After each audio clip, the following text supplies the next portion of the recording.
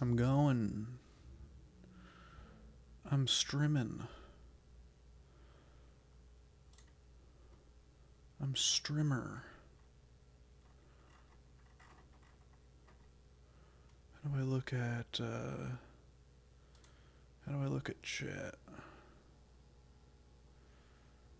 How do I look at chat on this thing? This way? Okay, okay. Now I can see the chat.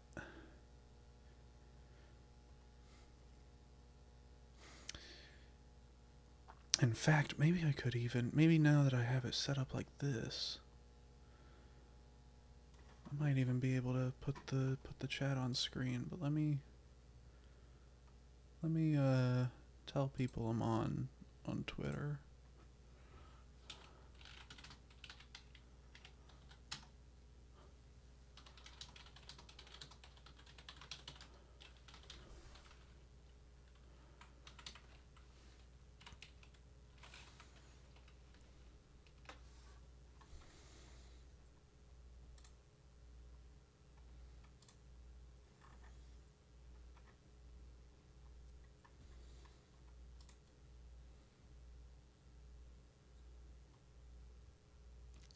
Okay. Now let me see.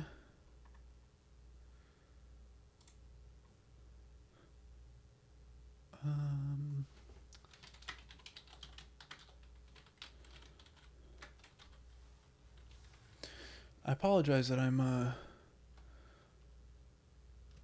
looking so far that way.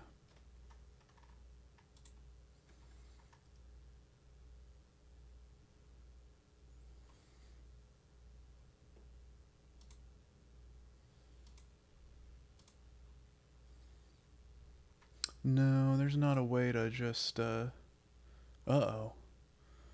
I added a second timer. Whoops. I don't know how to just, capture a specific, portion of a window. So I'm not gonna worry about trying to get chat on the screen.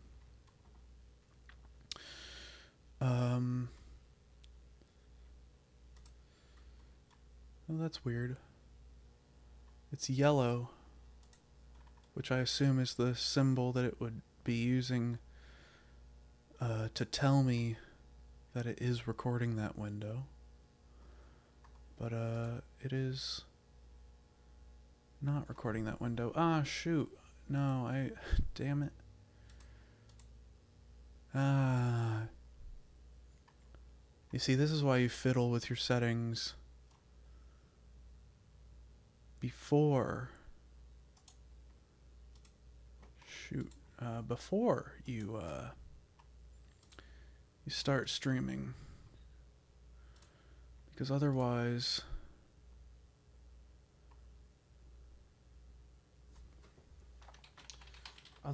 you fuck shit up. And yeah.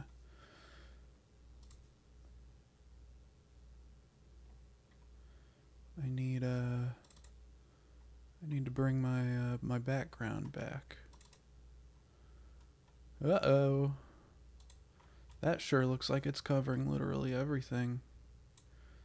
There we go. It's too big though. It needs to be smaller.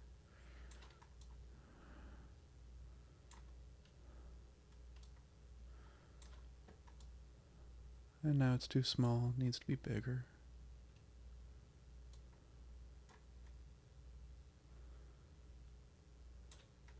Okay. I think I've fixed everything.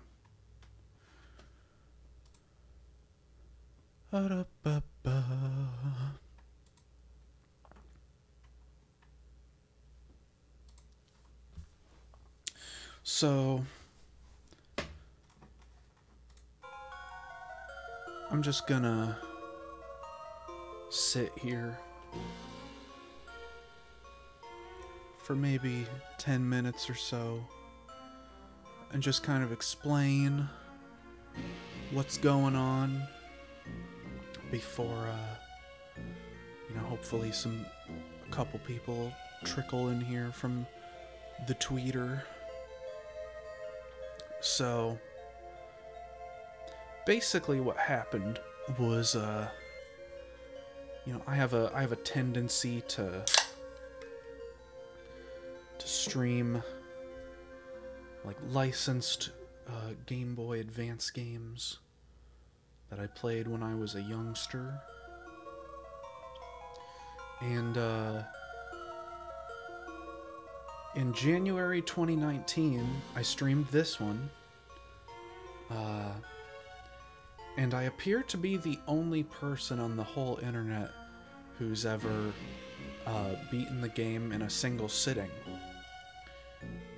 Or in certain terms, a single segment.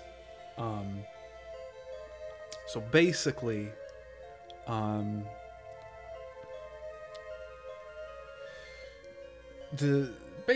I became the speedrun world record holder for this game by default. The world record holder for the PC version of the game put it on speedrun.com, probably with a bit of a sense of humor, I would assume.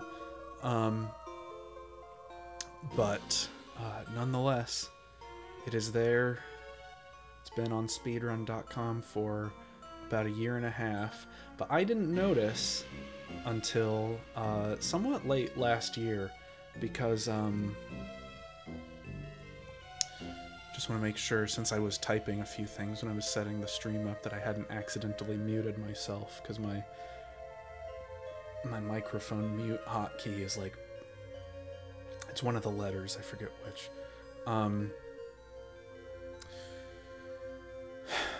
Where was I?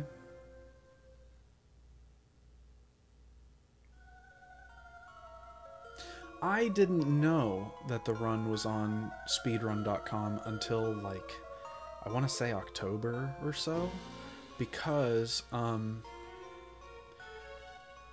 that playthrough of a series of unfortunate events for Game Boy is literally the most popular thing I've ever put up on the internet, which is probably part of why I feel somewhat motivated to try to actually speedrun it.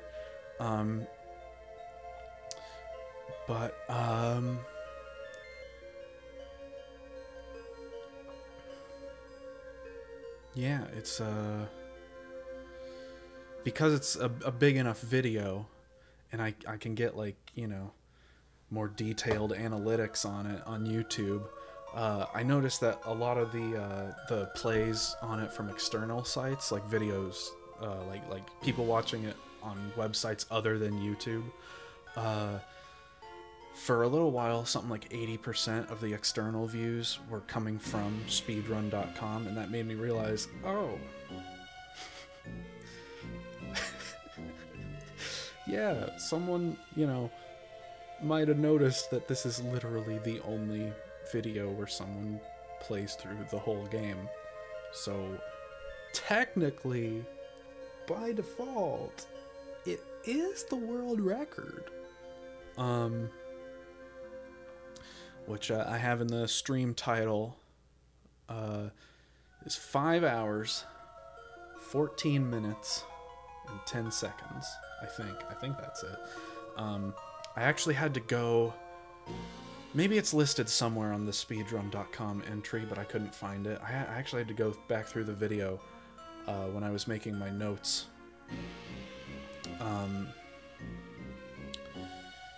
Like, what were the points that Hot Coffee was the moderator, and I think he's since stepped down as moderator. I saw a forum post in the Nosferatu, The Wrath of Malachi, which I only remember that game because I was watching a game dev for the most recent Ludum Dare, where the guy was talking about that game, and then I was looking at Hot Coffee's profile on speedrun.com and noticed that. I was like, oh, it's that psychological effect, where you know, it feels like once you know something, you start seeing it everywhere, but it's really just because you weren't paying attention to it before.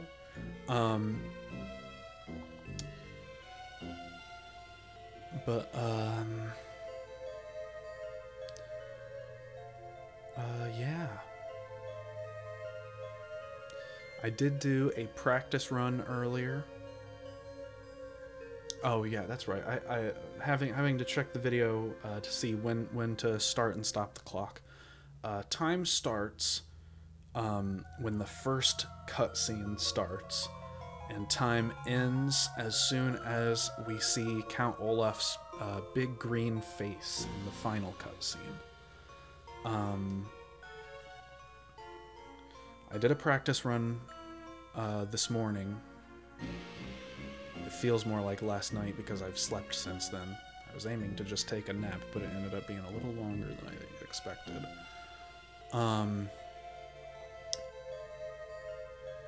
And basically, the reason I wanted to do a practice run was not just to sort of get used to it again, but also because I figured I probably made some mistakes in my notes, and I sure did. Surprising amount of mixing up left and right. And there's also the thing I'm worried about. The thing I'm worried about with this run, which could bite me in the ass again from the practice run, is I found a lot of things where I had to go back and check the original video because there was something seemingly arbitrary that was actually necessary to progress. Like there's a really obvious moment towards the beginning of book 2 that I'll kind of bring up when it happens. But that practice run took 2 hours, 7 minutes, and 4 seconds. So I'm thinking, with all the time I spent having to go back and check things and, you know, tabbing out of the game to fix my notes and things, I bet sub 2 hours could happen. I'm not gonna say it will, because again, I could run into something else where some arbitrary thing that I forgot was actually necessary and not in my notes. But like, I've got a lot of notes here. Like, I mean, I'm sure it's nothing compared to like some speed runs. In fact, given the length of this run, you know, like all things considered as far as speed runs go, a 2-hour run is a decent amount of time, and considering the length of the run, this probably isn't that many notes. Dum-dum-dum.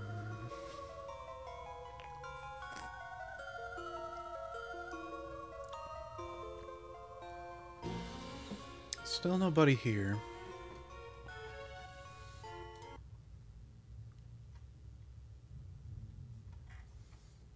I don't think anyone on Twitter's noticed it. It's not a huge issue if nobody or barely anybody ends up watching this. Actually, with the way I have Twitch set up on my screen, I can't even tell how many people are watching. I would guess the number is 0 at the moment, because the few people who would occasionally tune in would typically pop into chat to let me know they were here. Whoa. So when I do eventually upload this to YouTube, I keep looking over there because that's where the stream preview is, and I'm used to the stream preview being here, right below the webcam, to make it easier for me to like, you know, like it's like a mirror, you know, but it's way over there. Where are my words? What was I bringing up? That's right. Man, I'm like, I just woke up not too long ago and I've been like doing chores and stuff. So I'm like, I'm still kind of frazzled. I'm probably a little hungover. So hopefully that's not going to affect my performance too badly in the run. But when I do eventually upload this to YouTube, I want to like get together like a somewhat more like scripted and well edited little intro, hopefully no more than a couple minutes. But damn, wow. I bought a cartridge of the game, and I mostly just wanted it to use it as a prop in that intro whenever I did it.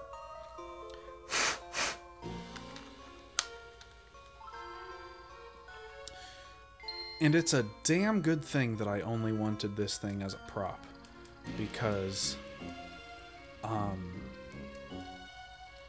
God, there's so many like opening fucking splash screens and shit.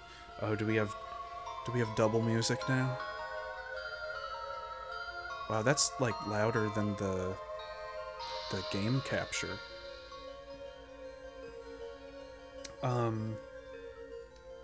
I'll turn that down because that's probably annoying as hell.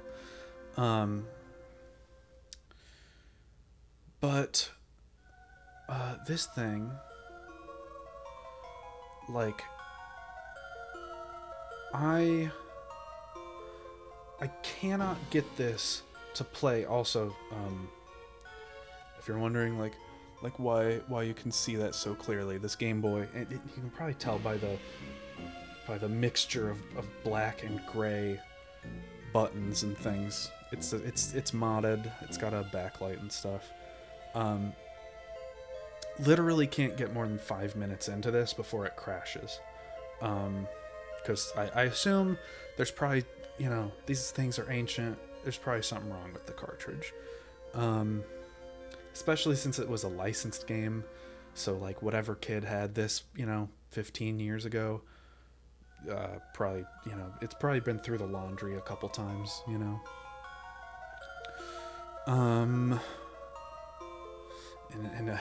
The reason for the gray shoulder buttons, despite the black aftermarket buttons for everything else, is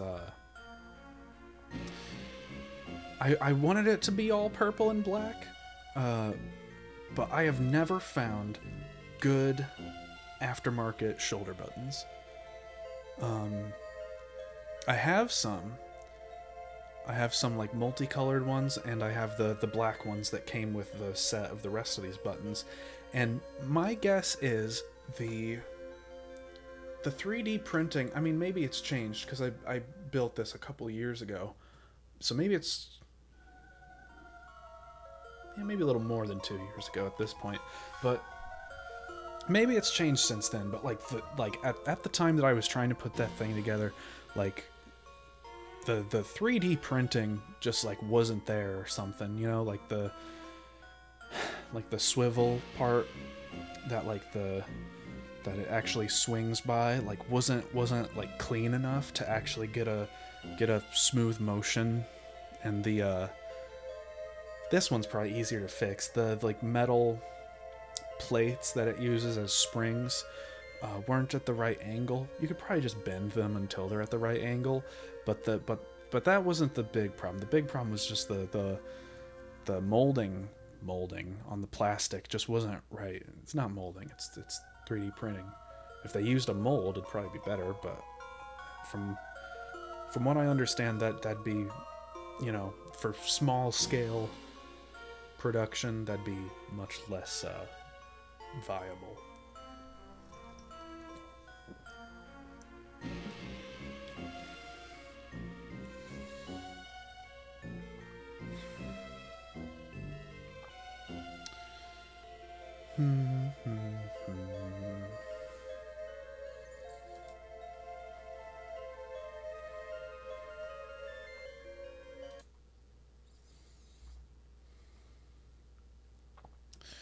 Nobody's here.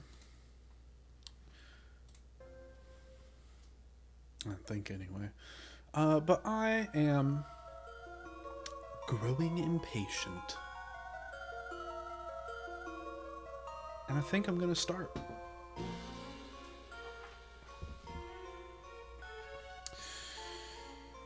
Let me make sure, is the game... Something's wrong with the game. I thought so, because I noticed when I... Man, wouldn't that be funny if I started having problems with the emulator too? Because I noticed when I booted up the game on original hardware that the start on the title screen was flashing.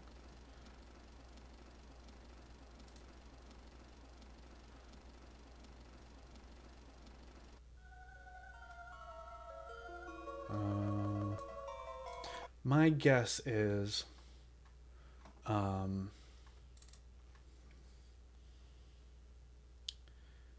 plugged in my second monitor. It's a TV that I've got the stream preview and the chat and stuff on over there.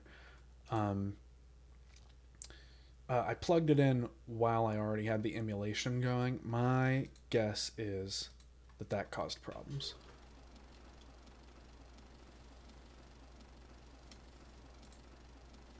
Hey, there you go, there you go. Good job, OBS, you found it. That looks right. Alright. So yeah, the top file is the original casual playthrough from 2019. The middle one is the practice run I did this morning. And this open file, this is where we're starting anew. Oh shoot. I wasn't okay. Yeah, we need to reset. I'm used to it asking a question. It usually has another.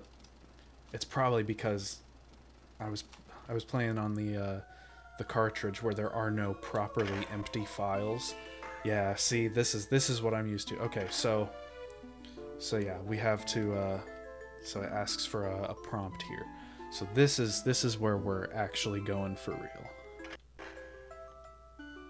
Okay.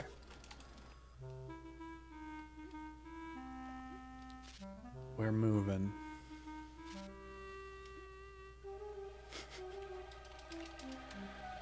You can use... Shit. I'm not used... That's like one unfortunate, like have... I honestly kind of wonder, like, how much of this game was, built the way it was, like, as a joke. You know? Oh my gosh.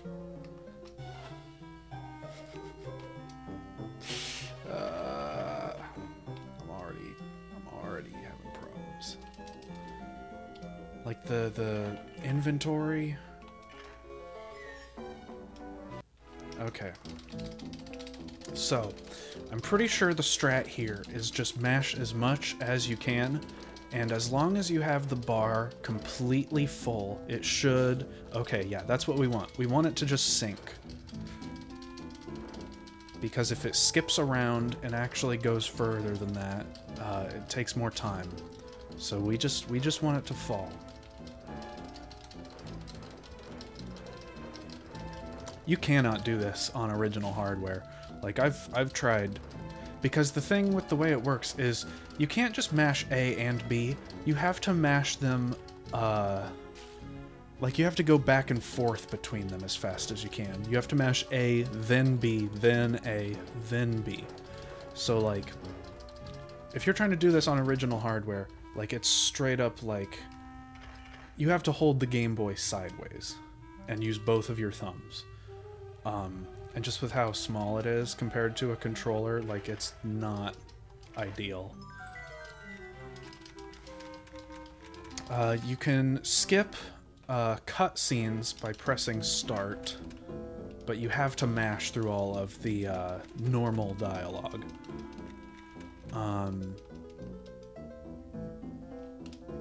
I think jumping is slightly faster. than walking as Violet, at least. I don't think there's a difference as Klaus. And as the baby, I think rolling is slightly faster than moving normally, even in the air.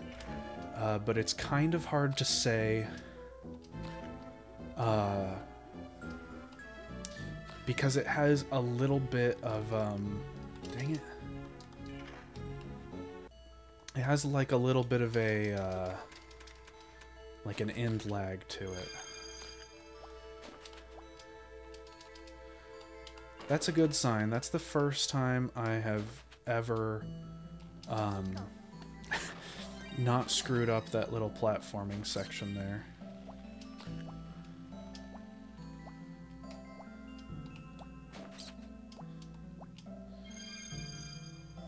I think it's best to just walk through that so that the end lag doesn't get you. All right.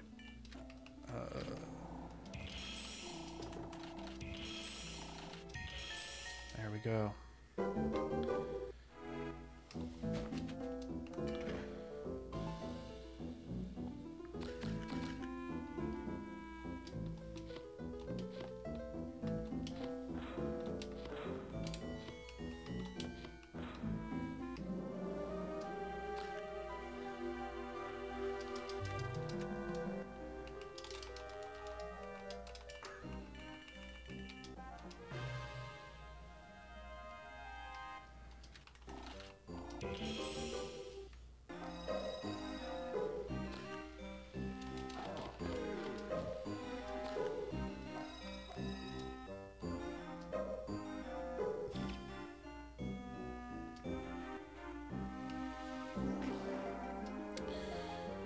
Taking damage only matters at certain points. Really, I think that's where a lot of the optimization is going to come from if more people actually do run this, is managing your, it's actually not your health, it's your misery meter. But I think a lot of the difficulty with this game is going to be managing not getting hit when it's important, and intentionally getting hit when death warping would be convenient.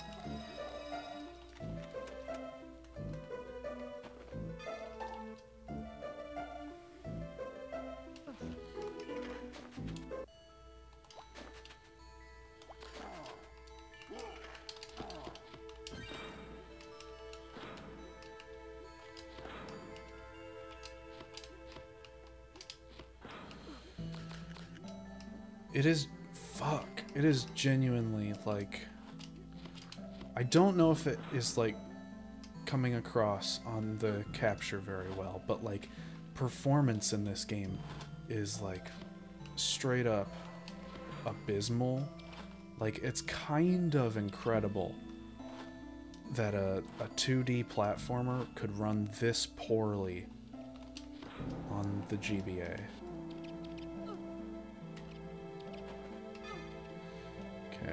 So that's what we came here for. Actually, you know what? You know what? Okay, so here's another thing. This is the kind of thing that you'd need to take like serious notes for. Is like, what areas does death warping even work? Because there are definitely areas where like, you would think that death warping would always bring you to the beginning of the screen. Like, where did you spawn into the screen? But the thing is, sometimes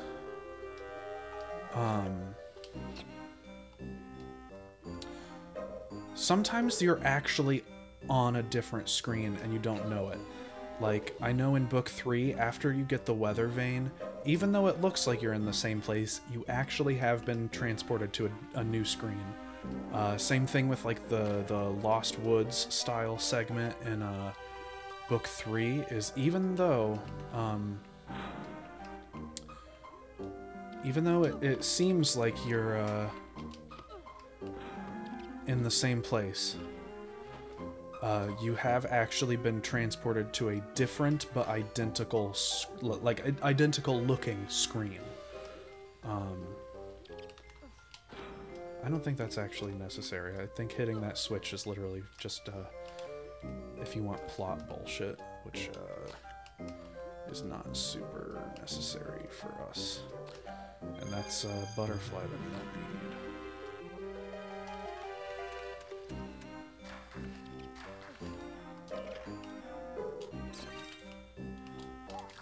Dang it. We really don't want to take damage here, actually. And I'm doing it anyway.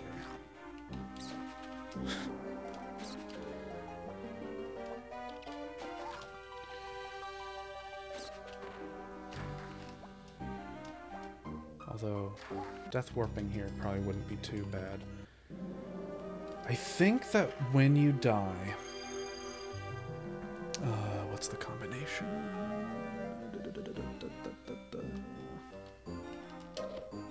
Nope. Come on. This is the... Wow. Great.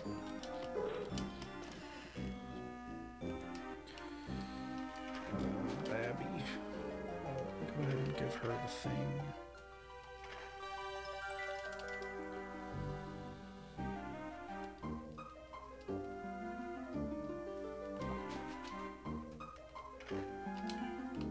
Shit. Don't need that. Oh, that's right. I need to focus on, like, actually fucking reading the notes. I'm, like, trying to do too much just from memory.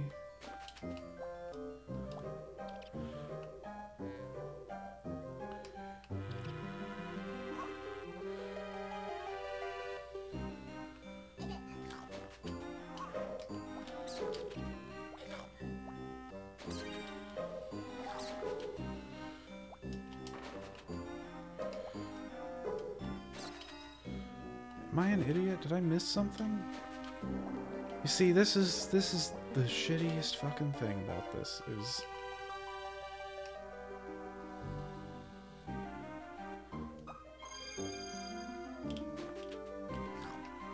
you bite it. That is so annoying. Yeah, that's something that definitely needs to be added to the notes. You have to bite the fucking wall in order to get through it. So, is that everything for Wind in the Bellows? No. I assume there's another one over here. No, there is not. I definitely have not done that before.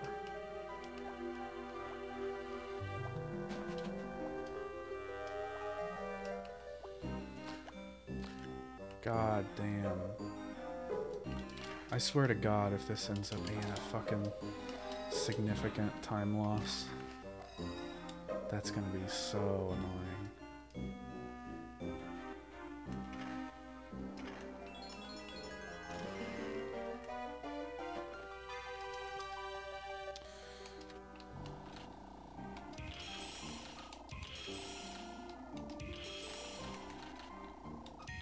Still looks like nobody's here. Not that they're really missing much. I mean, here's the thing. The original run was a 5-hour-long casual run. Like, basically, there's literally no way that this isn't gonna be the new world record. The question is, like, obviously... Shit. The question is obviously not, you know, is this going to be the new world record? Because it is going to be, and I don't really care about that. I'd just really like to get a sub 2 hour, because I know it's possible. Like, it's not even just that I know it's possible, it's that I know it's not even, like, that hard.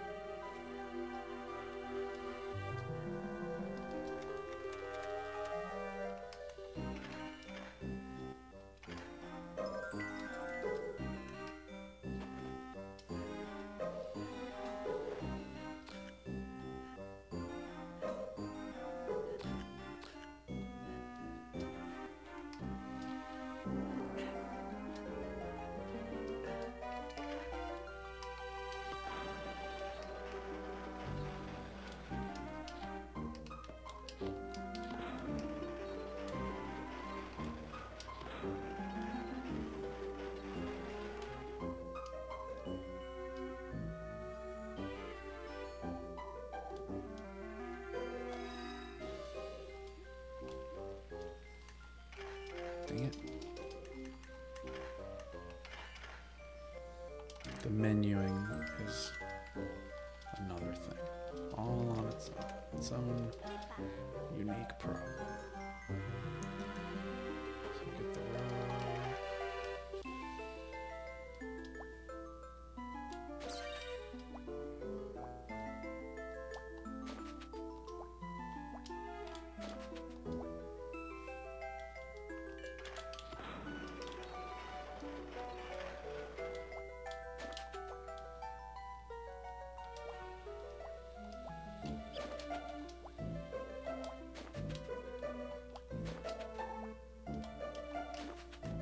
Oh shit, no, you don't need to do that. You don't need to do that until you come back.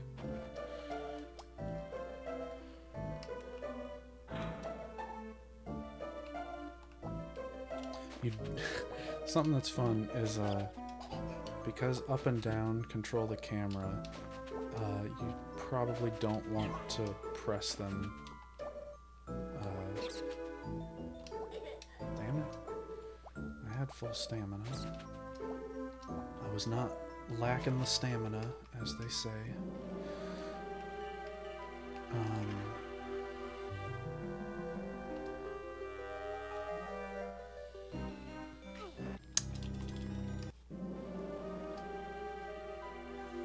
I don't know what determines whether or not start skips the full game over animation. It doesn't seem to happen consistently, and I'm not sure if it's down to timing or it could be down to loading. It's hard to say.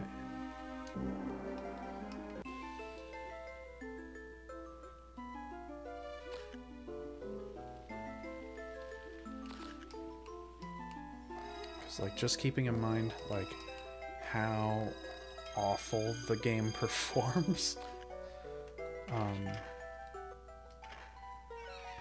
Who knows, you know?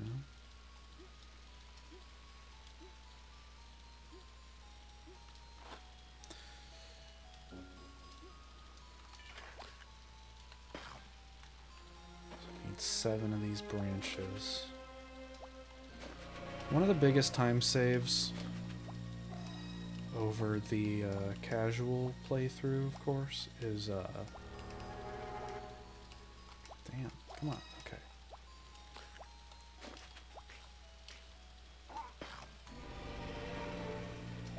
Is just knowing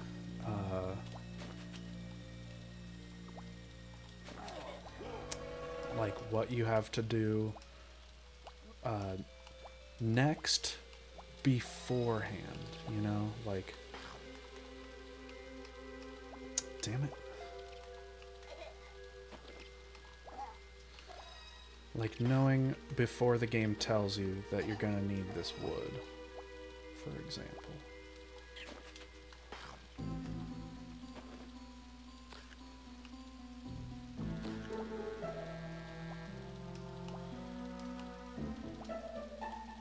Damn it, I pressed B. Okay, we're switching to violet for a second. We need Sunny to bite the branches, but violet, I think it might just be a psychological phenomenon, but I feel like her hitbox is the best for platforming and shit.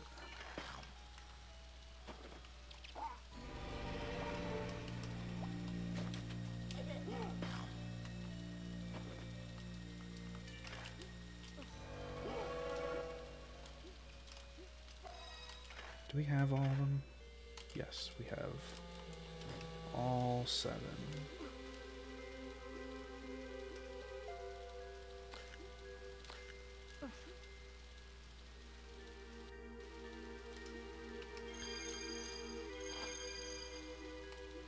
Okay, so I need to remember that for most of this you can kind of just blindly run, but eventually there is a point where you'll more or less reach a dead end. Fuck. Please give me a heart. Yes, thank you.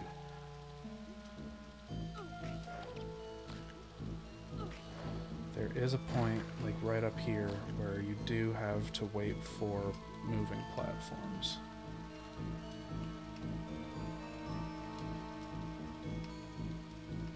And here's the chimney. Here's the road.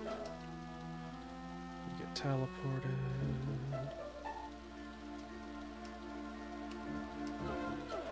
We get death warped.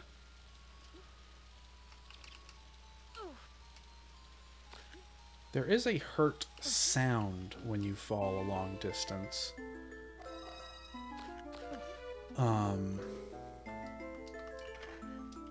But you don't appear to actually take damage.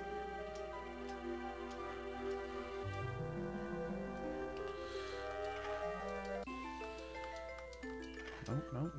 Okay. Left wall.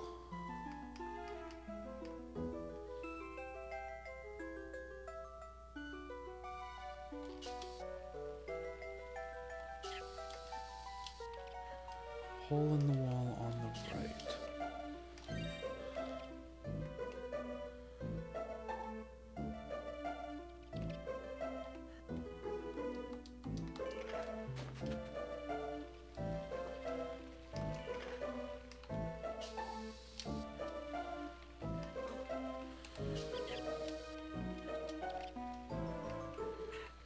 Is there one up top here?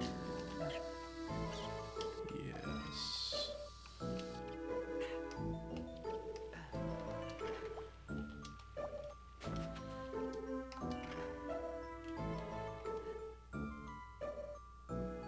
Oh, okay, I did write top and bottom on the,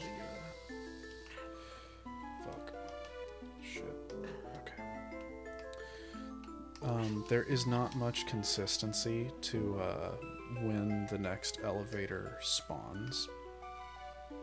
So if you fall, it's kind of a crapshoot, whether or not you just fall all the way back down to the bottom. And lucky me,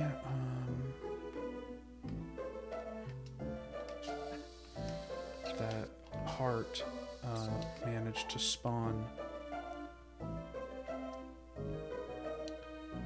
out of bounds. Come on. Platform, please? Platform, please? Okay, thank you.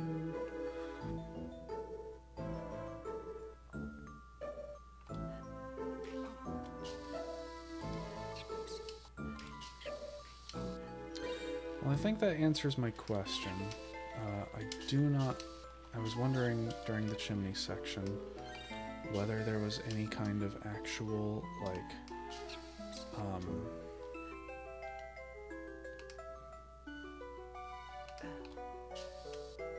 like whether the game would give you any mercy. Like if your misery was very high,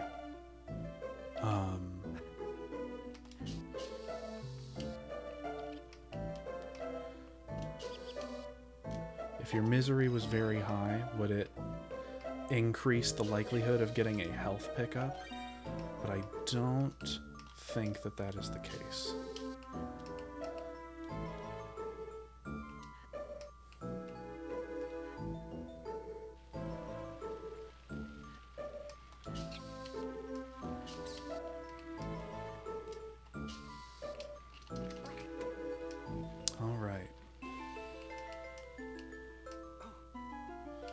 Would it be better to death warp out of here?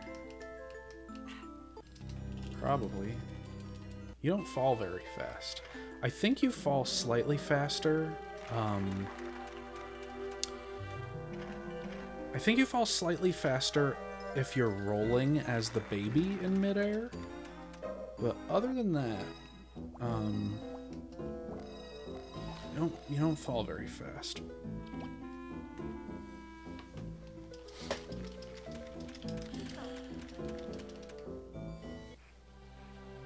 So there's some things in my notes that are like a little unclear. Like I said, platform up the windowsills. I don't mean those windowsills. that we just passed. I mean, these windowsills could be a little more precise on what I meant.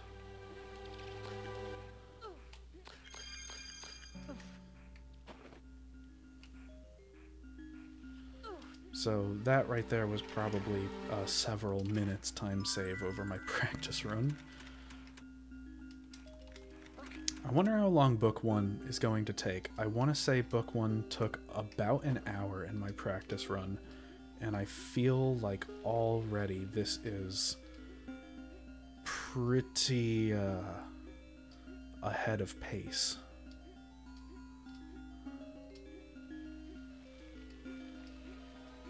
Even though I've still been screwing up, like, not, you know, a less than ideal number of times.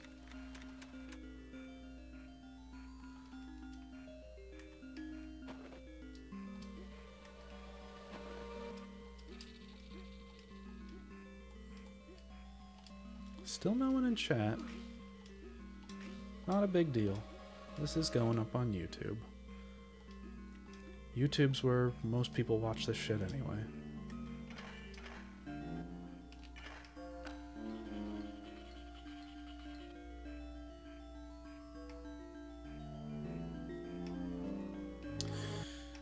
I am not being quite as talkative as I think I would usually be. But that is, of course, because, you know, I am trying to focus a bit more. Not as much as, you know, a real speedrunner who has to actually, like, execute, like, very well. You know, that, fuck. You know, but this game isn't quite at the point where, you know, something like that right there would be a reset.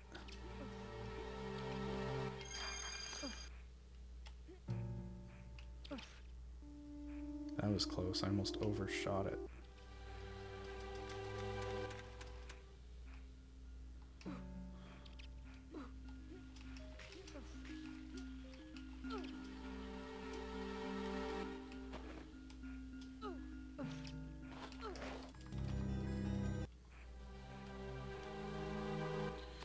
Oh, no, don't want that. Don't want that.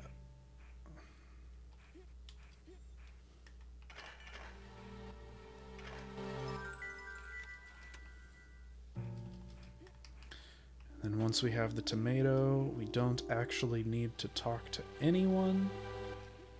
Literally just go right and the plot advances.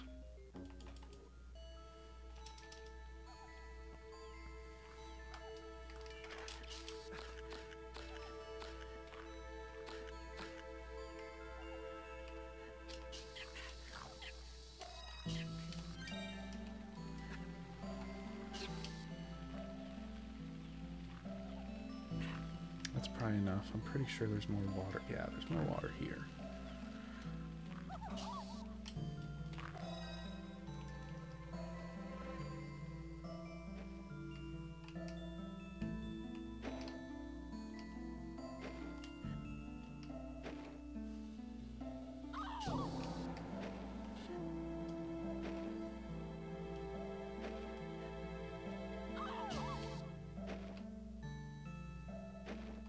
Just like Dark Souls.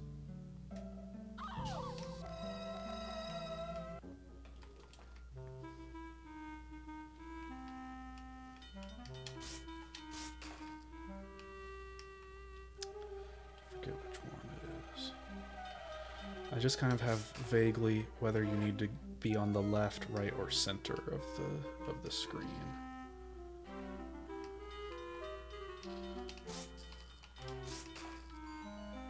Center, right,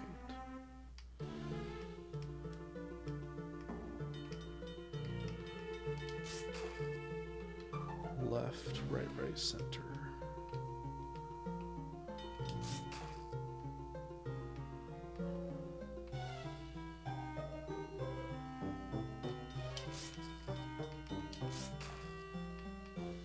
This really sucks.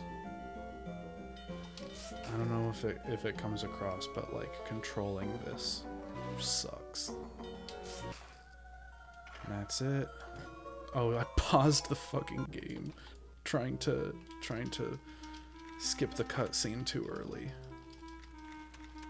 So less than a half an hour in, and we're on book 2. I think that's pretty good pace, all things considered.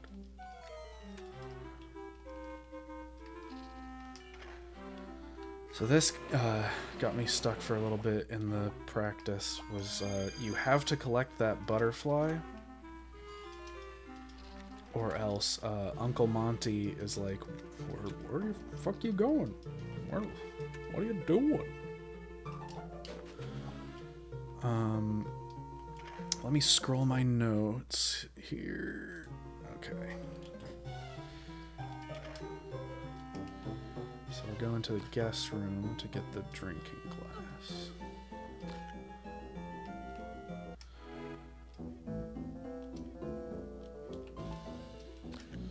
I think we have to move this. Those fucking mosquitoes, I remember in my practice, I died a lot to those. I wonder, like, if this is gonna end up being, like, a significant,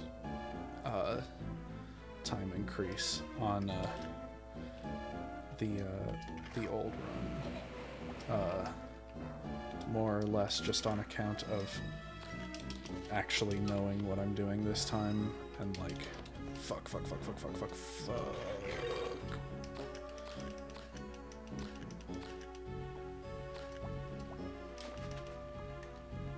There's always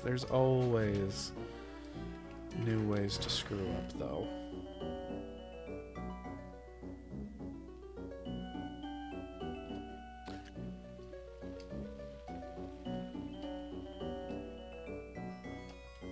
There is a sink there, but that is not the water that you want.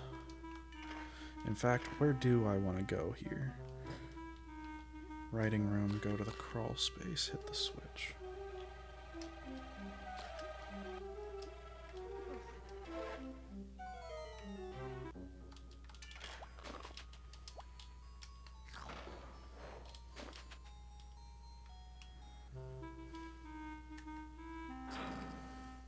Return to the start.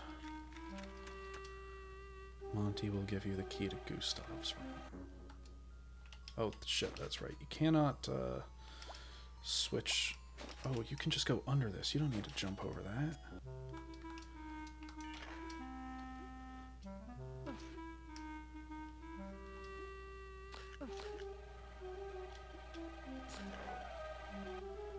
So we need to go up the stairs up here. Fun fact, while in practice, I want to say, okay, so it's not, I don't think it's quite as obvious if but basically the camera in that cutscene focuses on the key, and you can actually move your character still while you're off screen. So I'm going to go ahead and I'm going to die to refill my misery, because I guess empty my misery would be more accurate. Because this is a little dangerous here.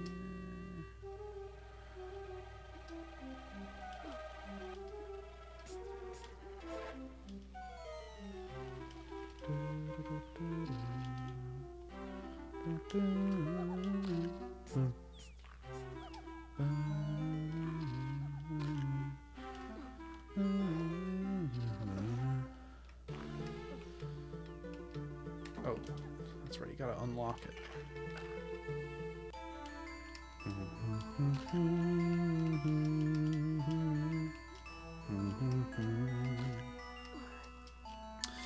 Fuck. I will say, good soundtrack. I think I said this at the end of my casual run, but this is also the composer for the indie game Scapegoat 2. Maybe the first one. I know he did the second one.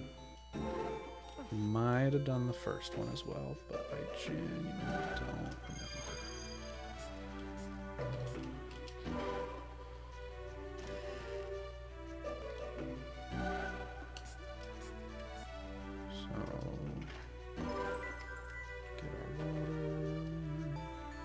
Death warp, death warp, death warp, death warp, death warp, death warp.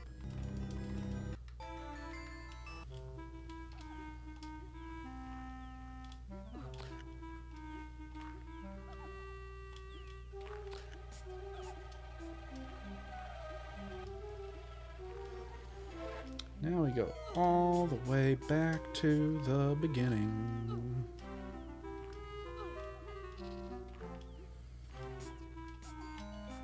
That's another thing about this game that I wonder about is like the whole game, like this came out in like the early to mid 2000s, right? And by that point, like I think at that point, like people knew that like 90s adventure game shit was shitty, right?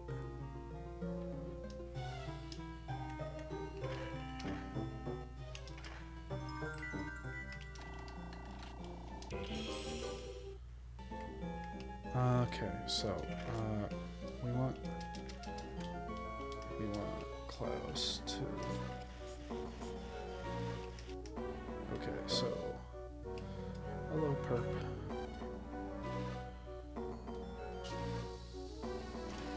Okay, so that opens, but we need more perp. We need 30 whole perps. Come on, come on, shoot your goo. Shoot. Okay, this is getting hairy here. And I'm dead. Oh, I'm gonna be all the way back on the... Yeah, I'm all the way back on the right side of the screen. We need 30 perps. This is the moment I was talking about before the run started. How, like, there was, like, something that seemed arbitrary. Please shoot your goo, buddy. Please shoot your freaking goo. Okay.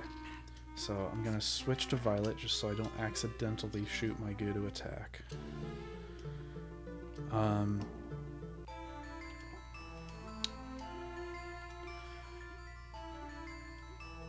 There is in order to get to the Inky Newt room, you have to go through sample storage.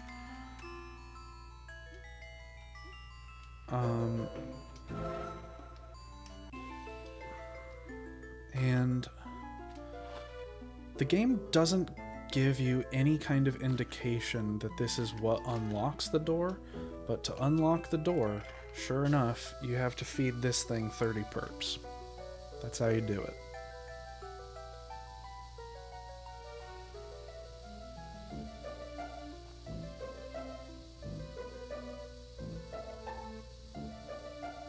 Unless there's some other way, but this is, you know, from what I saw in my casual playthrough, that appears to be the only way to unlock the door to Inky Newt Nook.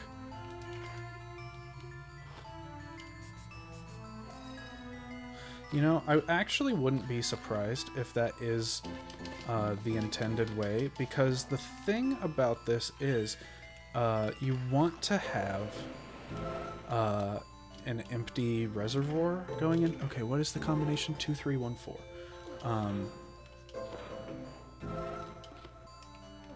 You want to have an empty bellows reservoir when you come in here, because you need to do the adventure game bullshit, and you need to eat this fly, feed it to this motherfucker, and then pick up the Inky Newt Nook. Or the Inky Newt. This is the Inky Newt Nook. God damn it, I wasn't quite fast enough. I got eaten by the snake. It's probably faster. Just go down here. I don't actually know if that's true. Actually, it's probably faster just to death warp. Hopefully. Yeah.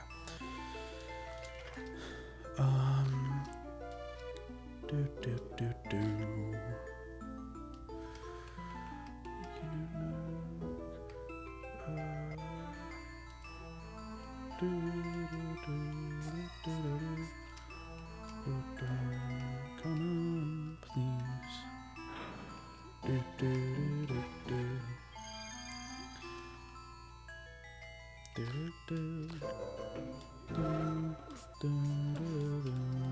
I don't know if this is necessary, but I'm gonna do it. You gotta hit all of these. I call them apple levers in my notes. I'll probably post my notes somewhere. Okay, now I gotta hit the main switch. I might post my notes, like, I might post the video on Reddit and put the notes in the comments or something. It's a lot of notes, but it's not, like, too long for a Reddit comment, I don't think. Shit. Printing room. Yeah, okay, this room kind of sucks. There's, like, a chimney sort of structure here that you need to go up. And while you're inside it, you're just kind of free to get powder dropped on like that. And there's not really anything you can do about it. At least it's not that much damage. You gotta take it apart before you can pick it up.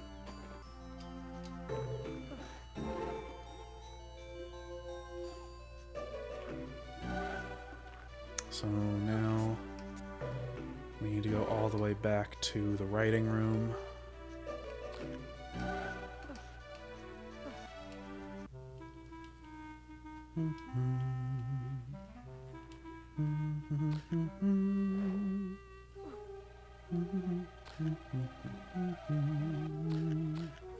We'll need about a dozen red ink, both to go outside and to get the thing that we will need outside. Fuck! I was trying to, I had the cable getting tangled around my leg, and I was trying to get that undid, and messed up my freaking jump.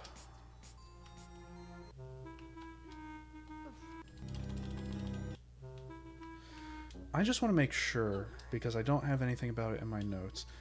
We cannot take this, right? We can. Okay, that's going to be a big time save. I thought we couldn't get that yet. I don't know why I thought you couldn't get it.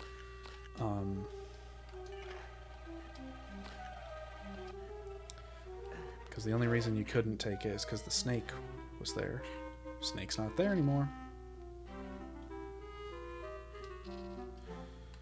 Okay, come on, give me some goo. I don't actually need this color of goo. I just want to have an attack so that if I need to, I can clear the area around the red iguana.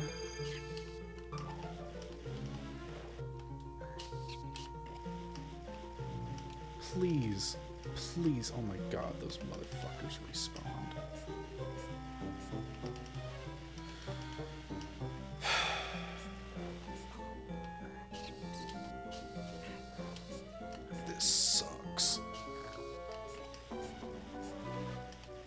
Please, please stop chasing me. Just shoot your fucking goo. One more time. One more red goo, please. That's enough.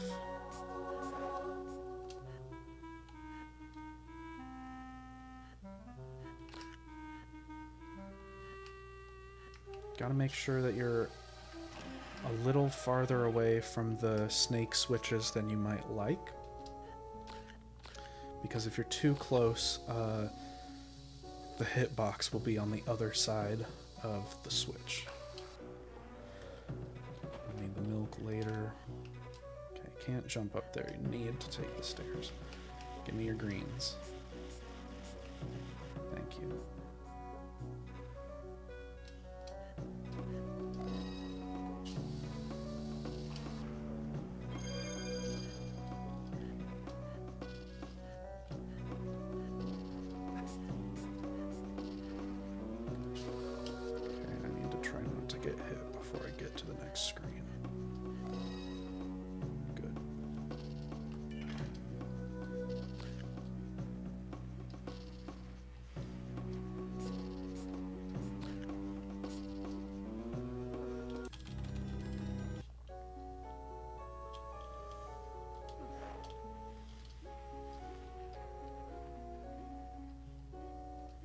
This game is not completely without charm.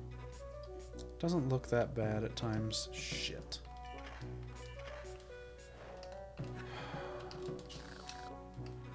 That's what I get for saying good things about the game, is I get fucked. Please shoot goo. One more. Thank you. I think this one stays open. The one in the first room definitely doesn't. How did you not kill that snake in one hit, Sonny?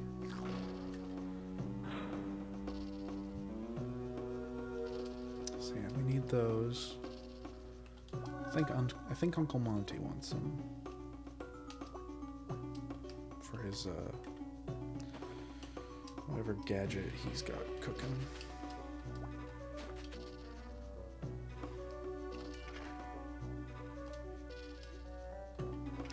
Go ahead and build this, but we're not going up there yet.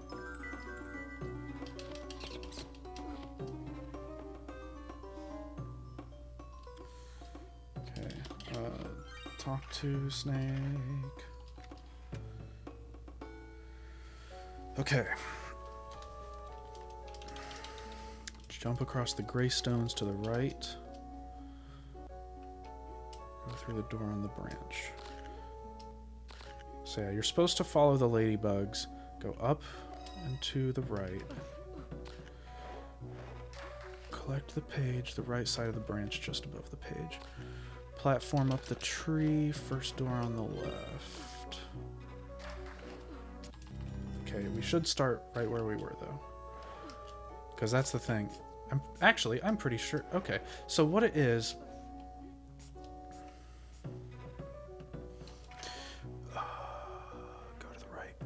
Go to the right.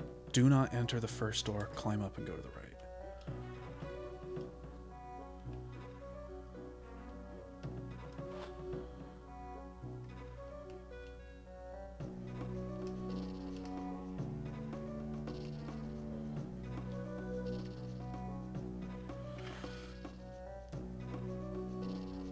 Go left. Jump across. Jump up.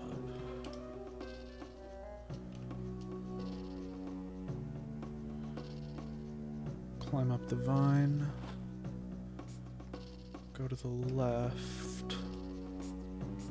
Final doors past the swing. Go to platform up to jump over the snake.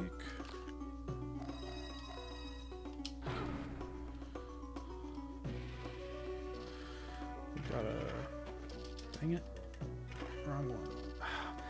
That's annoying. Okay, so... On the character select screen, you press select to bring up the menu, and you can press select to close the menu and confirm.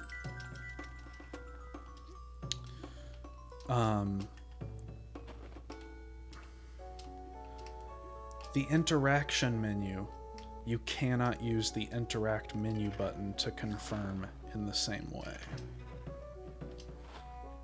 I kind of like...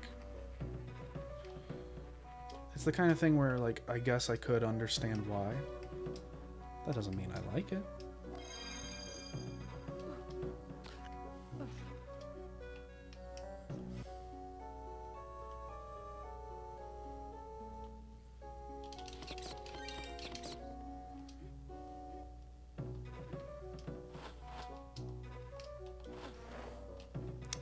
You can do that kind of, like, ladder jump re-grab tech. It's not always ideal. It doesn't always work. There are some ladders where if you basically, I think the ladder in the chimney area has a tendency to do this. It's not consistent, but it happens. Where if you do not climb from the bottom to the top, if you try to be sneaky with it and take a shortcut,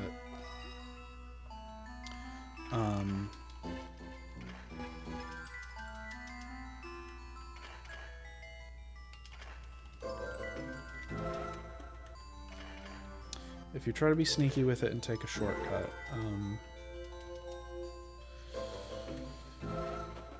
once you get to the top of the ladder, you'll just fall. I assume because your position has just... Shit. I assume because your position has just, like, slightly been displaced enough that wherever your feet technically are doesn't end up lining up with... this jump is, like, pixel perfect right here. Yeah, that one that I just did. Like, during the casual run and in practice, I fucked up that jump so many goddamn times. That sound sounds bad. It sounds like a uh-oh, you screwed up sound. Please give me hearts, thank you. That's something that I had to learn the hard way in the not the casual playthrough, in practice. Was that there are a shocking number of times where it might just be better to quote-unquote waste a little time killing minor enemies for HP rather than risk a death. At least at this point, you know. Once this community really, you know, takes off and runs start to get real competitive, you know, we'll see if that changes. Who knows, you know? Dang it! Oh, that's something that's annoying. Is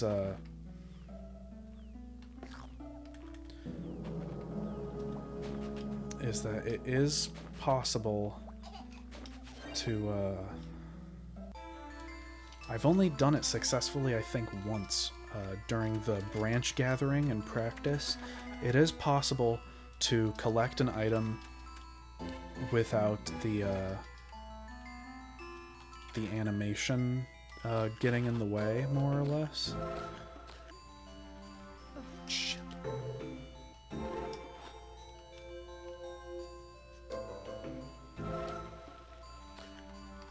We want to be Klaus for the boss fight, and we want to have a lot more water than this.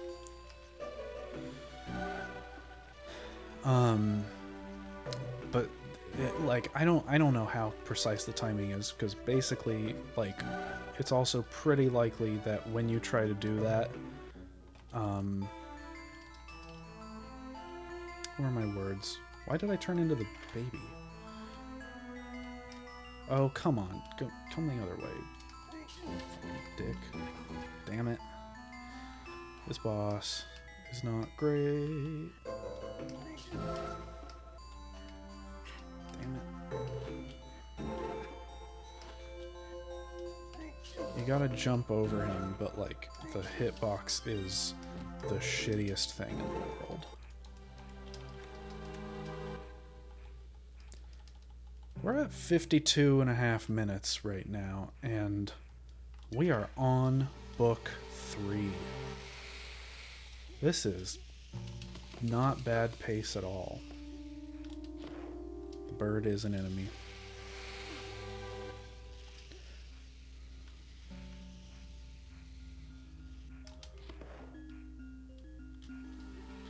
It is possible to aim diagonally up while moving. It doesn't reflect in the sprite, I don't think, but you can do it. Fucking leeches. The leech, what would you call it? Clumps. The leech clumps. Worst enemy in the game. I think you have to use... Okay, yeah. You have to use the top right interact button in order to trigger the fight. It was still alive? What a load of beans.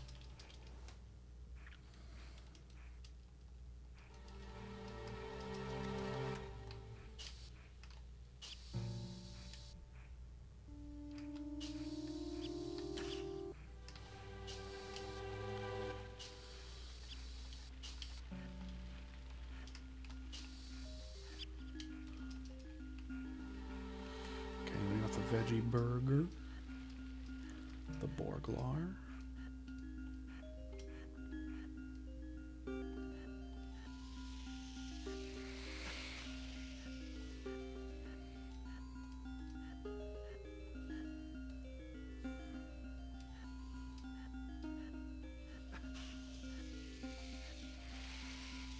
We're going to Captain Sam's.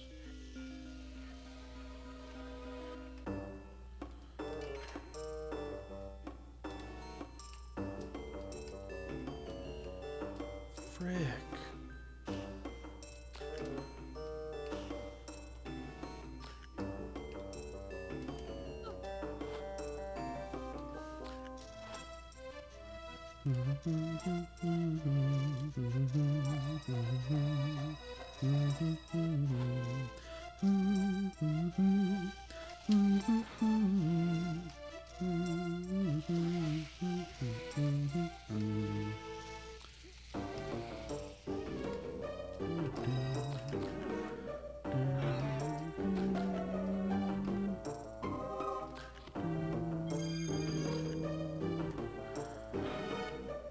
There's our Dark Souls shortcut.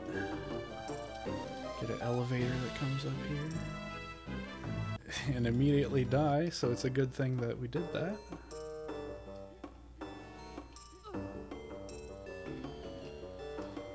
Elevator, please. Elevator.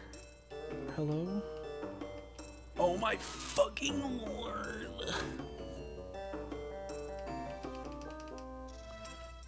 Is that a painting of Marcus Notch Persson right there? That did kind of look like him, didn't it? Did a series of unfortunate events predict Minecraft? I'm so funny.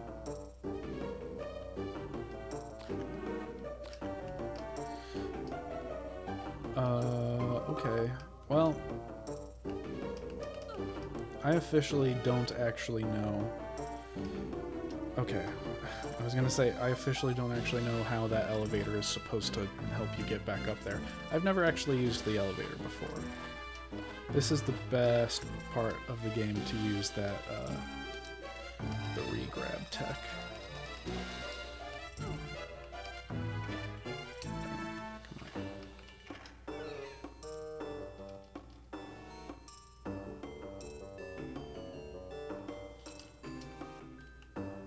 I think it's best to use the baby in this section because you gotta. The only thing about the baby is baby's not good for killing shit. Damn, especially when you don't hit the frickin' button. Because you gotta bite a lot of stuff and drag it around in this section. And when I say a lot of stuff, I think I mean literally 2 things. But, you know. How many hits does it take to get to the center of a clump of leeches? I'll be here all night. And by all night, I mean probably like another half an hour before the run's over. Okay, so now we're going to the taxi.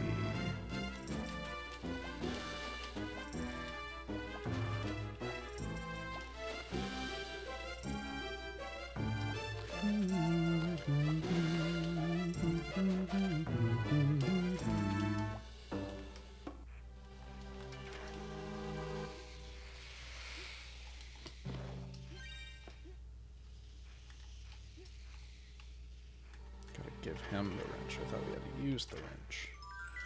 He doesn't trust us with his fucking car, and he probably shouldn't.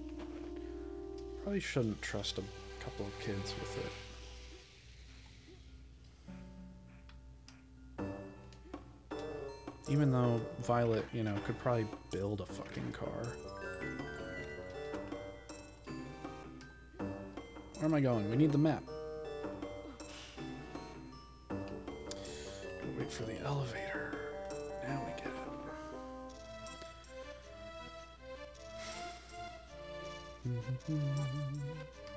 Now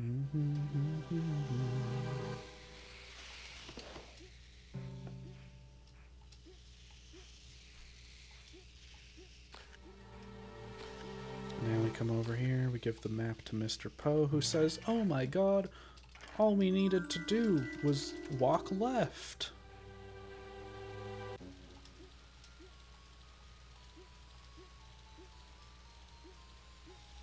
So we're literally just now hitting the 1 hour mark, so I think sub 2 hour is in the bag.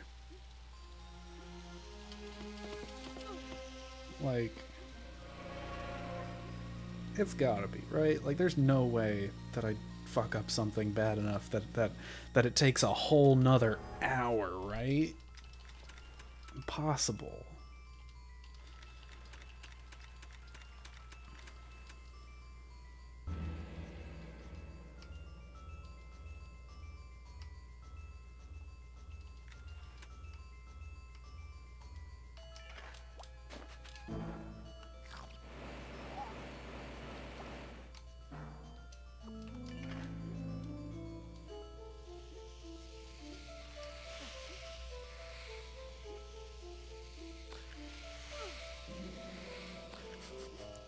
There's so much slowdown.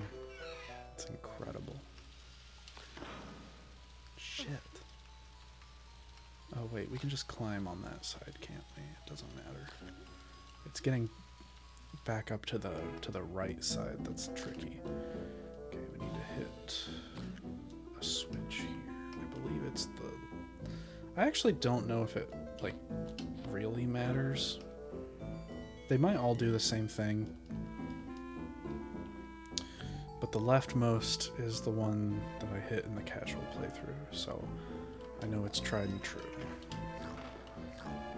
I would guess, if they do all do the same thing, it's probably best to hit the rightmost one, and then while the cutscene is playing, the floating platform should take you back to where you were before. We want Klaus for this. Fuck, please. No. Okay.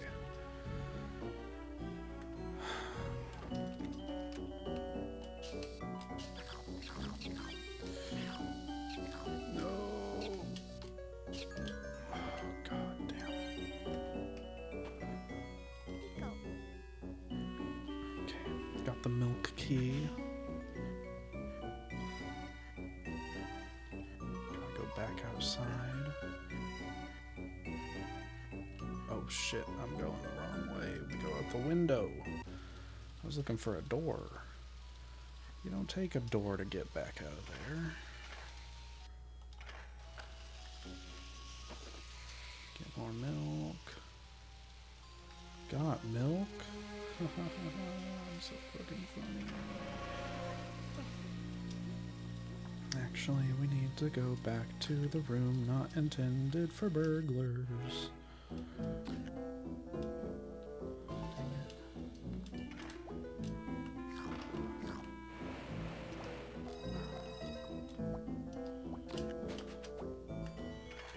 Give the cat the milk. Purr. Give yarn, please, kitty.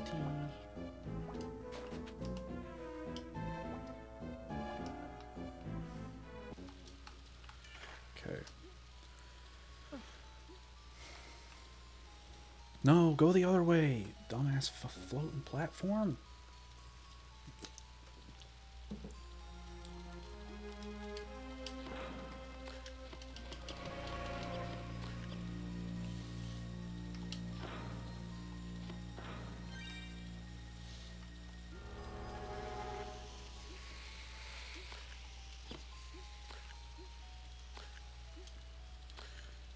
So, oh shit, no, okay, we do.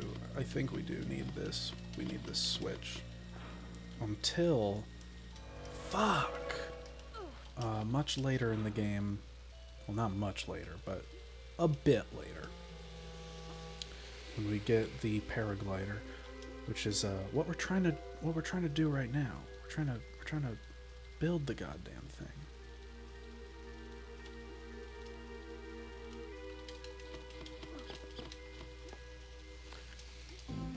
So we gotta open this window.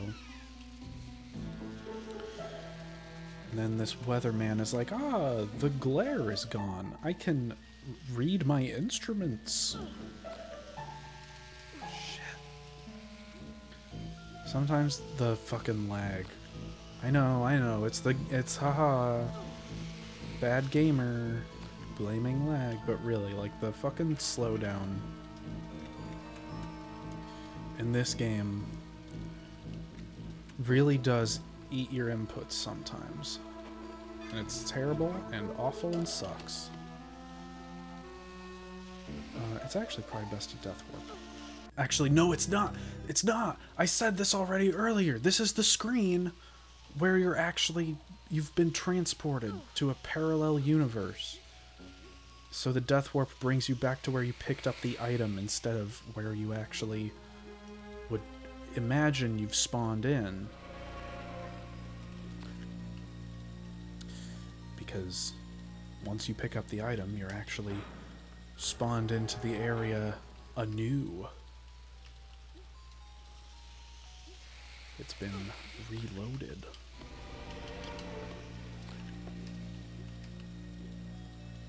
Still nobody in chat.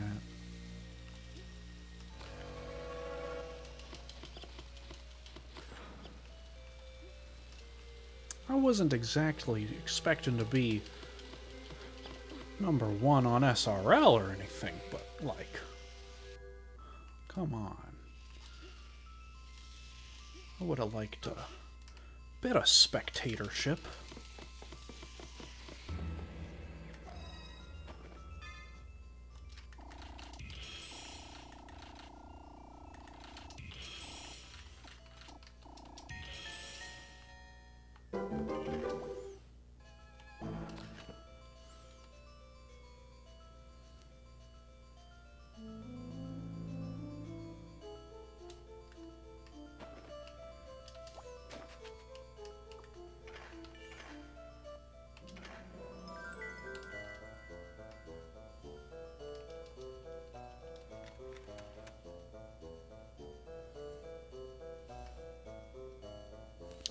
Let me scroll my notes. I have actually straight up not been looking at my notes this entire time. I've been doing all this shit by memory for the past, like, I don't know, 10 minutes.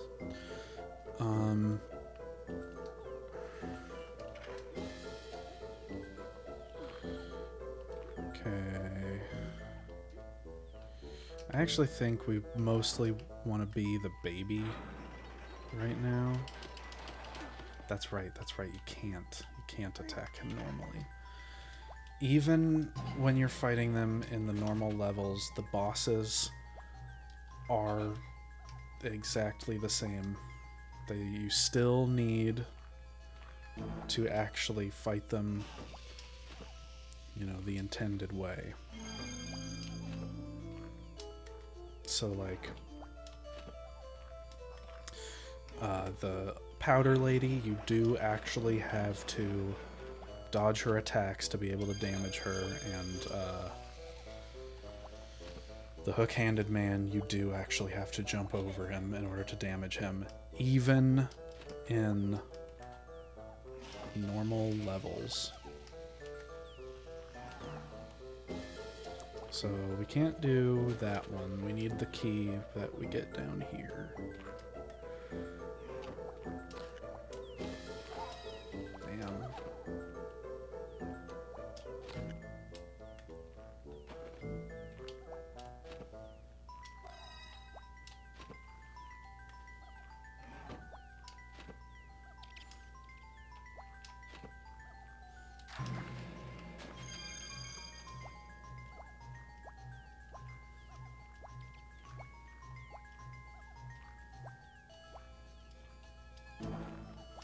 The baby's jumping sound effect is so funny.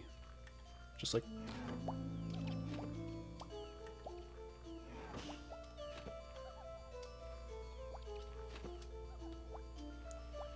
makes it sound like she's some kind of, like, goo creature. She's a miniature Globgo Gabgalab.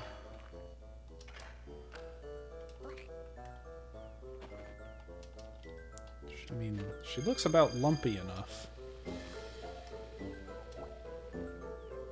The fucking, like she's... like with how, like, low resolution... Like, I don't even know. What is Sunny supposed to be wearing? It looks like she's just, like...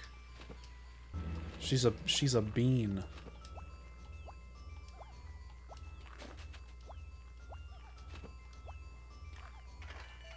Oh wait, no, that's right. That's right. I remember. That's not what we do.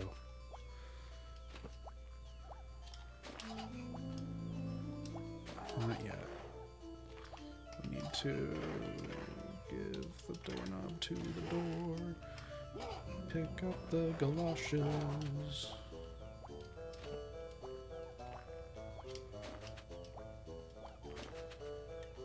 Give you the galoshes, not the doorknob. Okay, now we go outside. And go all the way to the left. It's time for playing the matching game, everyone's favorite part. But fun fact, I found a walkthrough of the game. It is the same every time.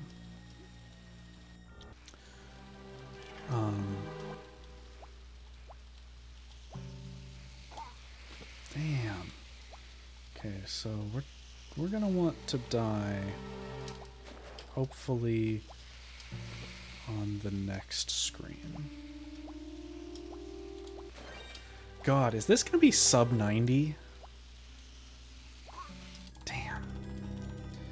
This could be sub 90. I was gonna be fine with sub 2 hour, but like this is like kind of insane pace.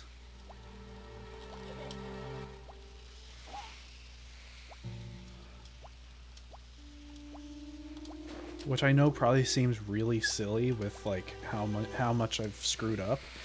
I guess that just goes to say how much I screwed up in practice. Just imagine this, but even worse somehow.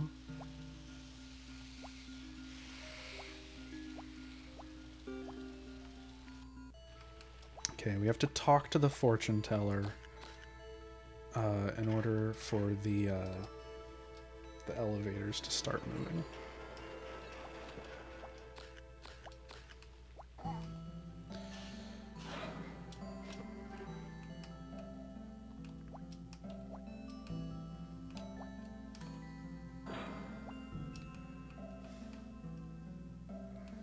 We really don't want to die because dying means starting over.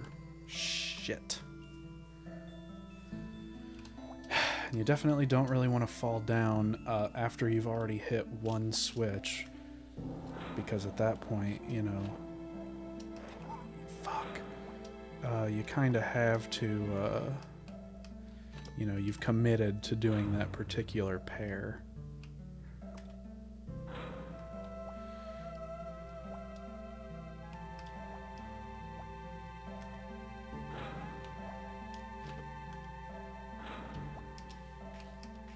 Oh shit, dude.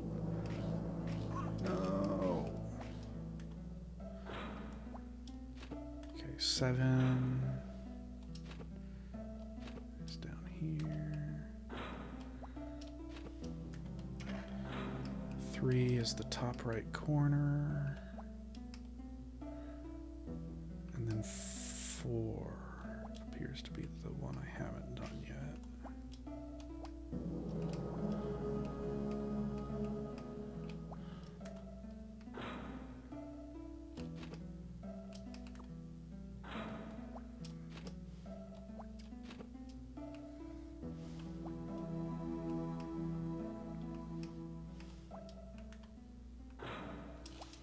Good.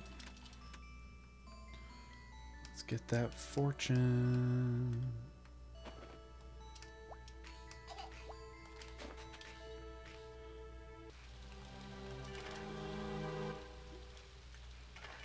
Give the fortune. Okay.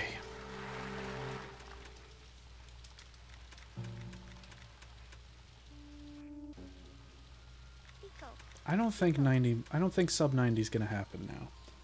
But I think it's going to be close. I think it's going to be sub 100. Maybe not quite sub 90, but sub 100 I think is pretty likely. Damn it, I forgot.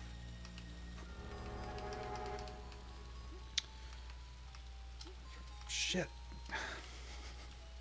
Oh well, we need to wait for the platform to come back around anyway.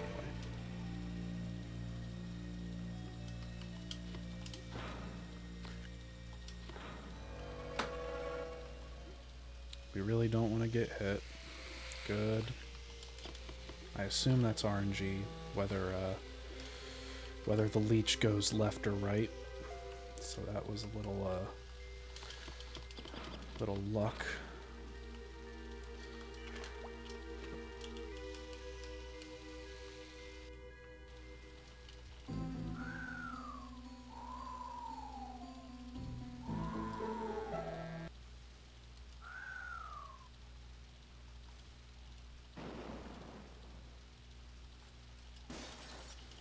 Okay, so I don't really have notes on where the pages are.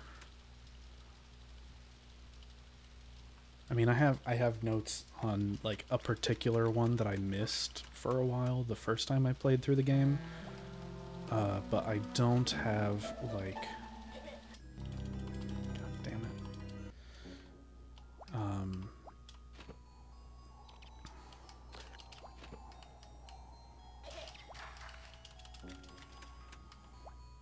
I don't have like a completely full understanding of where all of these pages are.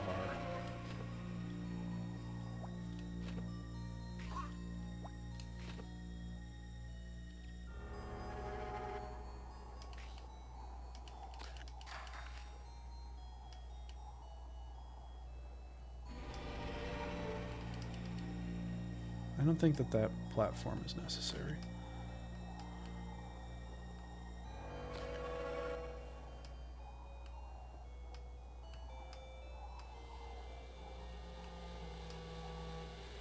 Yeah, this is the hard to find one that I made sure to make a note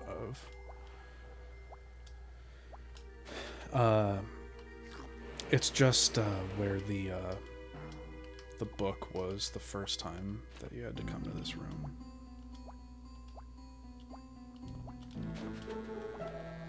And I want to say there's one...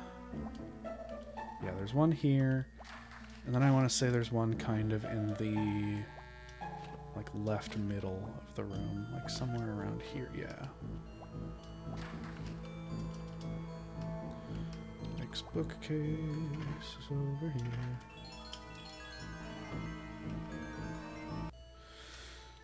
Okay.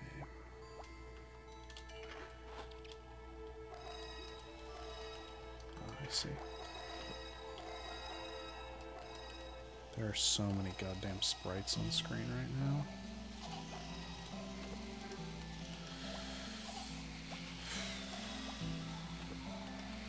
Oh, that's just a fucking butterfly. I don't need that shit. Look at that fucking frame rate.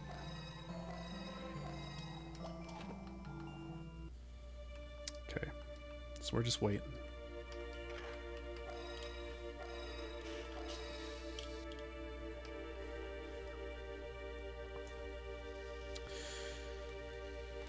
It probably is possible to, like, just damage boost or something through the water if you had enough misery left. I'm not taking that risk. I'm not finding out that it's not possible this late in the run. That's something to figure out in practice, in preparation for if I ever do this shit again. You never, I mean, you never know. You never know just how competitive this you know, this incredible speed game could get. Bottom, middle hole, bottom hole.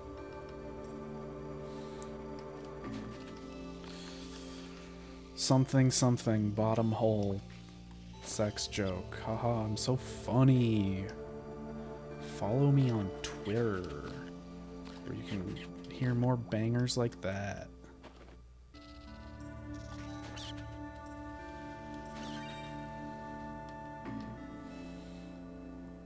Okay, go back. Top hole, top hole. Top hole? Nah. Bottom hole. Priceless. So this takes you straight outside.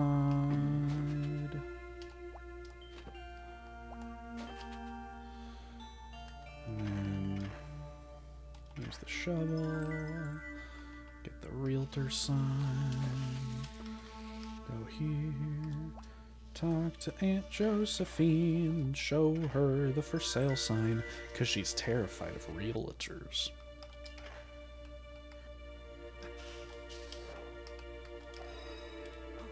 Damn. Please heart, please heart, please heart, please heart, please heart. That's not heart.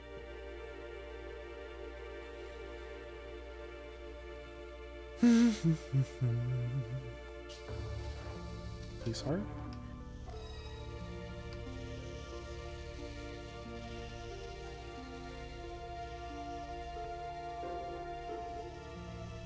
I'm pretty sure we're right at the end anyway of this section, at least.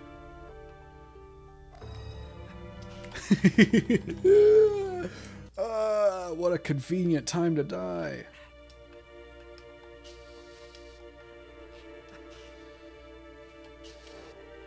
And now I get a heart. Great. Thanks, RNGesus.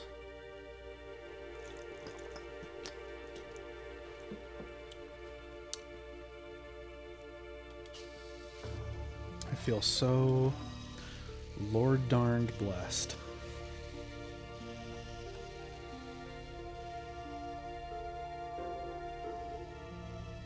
Still no one in chat. I guess it's a good thing that I didn't spend the time... okay, here we go. I guess it's a good thing I didn't spend time figuring out how to put chat on the screen, because it would have been completely for nothing.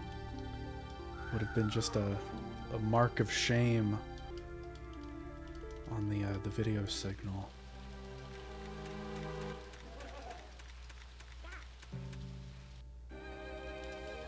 Alright. This is the last platforming area, and then we've got the turret section. This is a little tricky, though. What the hell was that sound? Was that the game? Or was that just on my end? Did I just, like... I thought that was the item. Or did I just, like, yank a cable somewhere? Sound looks fine on the stream. According to, you know, glancing over at OBS.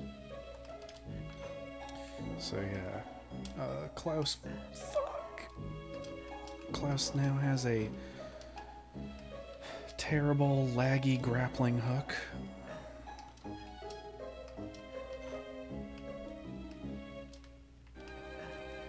It's so bad.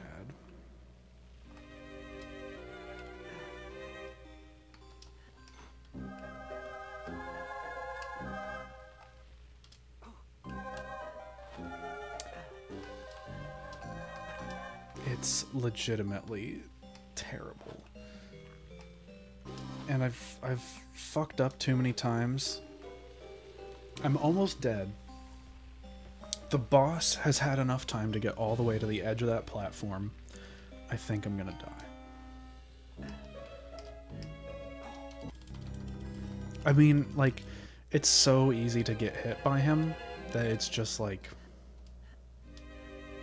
you know, it's like, if you have that much red in your fucking misery meter, it's like at that point, Wow, I'm taking so long that Lemony Snicket thought I didn't remember how to do it. Fuck.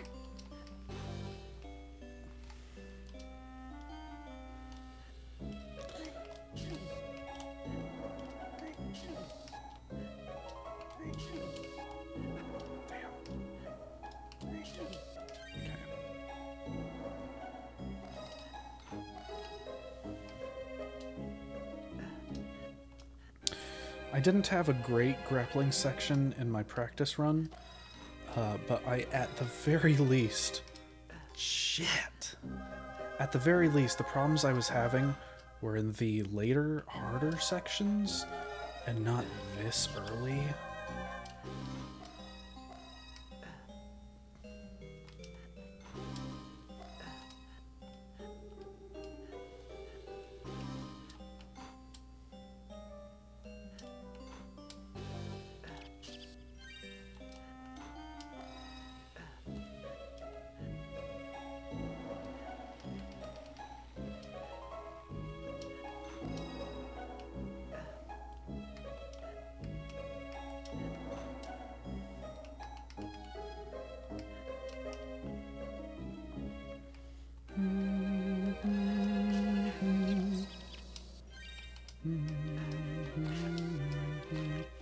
Okay,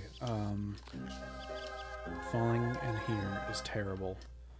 This little area right here literally exists solely to waste your time if you fall in the hole. So this is definitely an unfortunate event.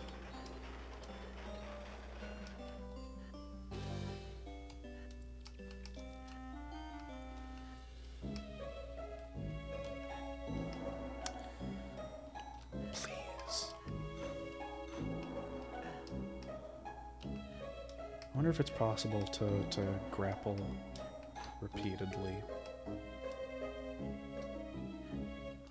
That's something else to try and figure out in practice, not during the run. Let's get more water.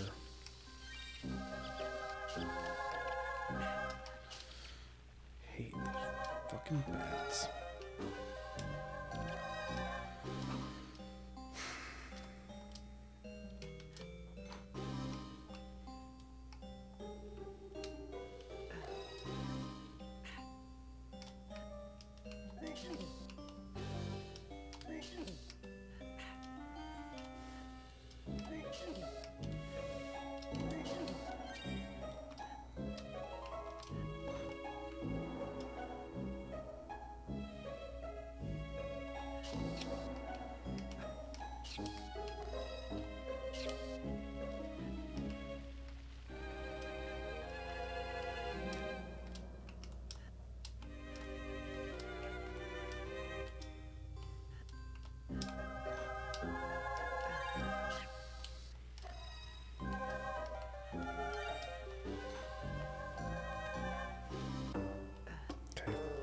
Final fight. That's what that music means.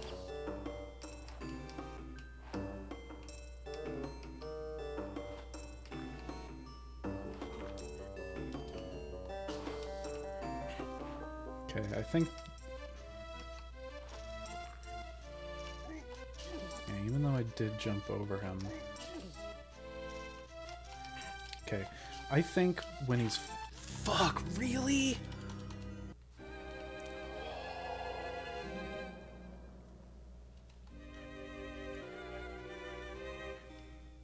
The sub-90 dream was already dead, but holy shit.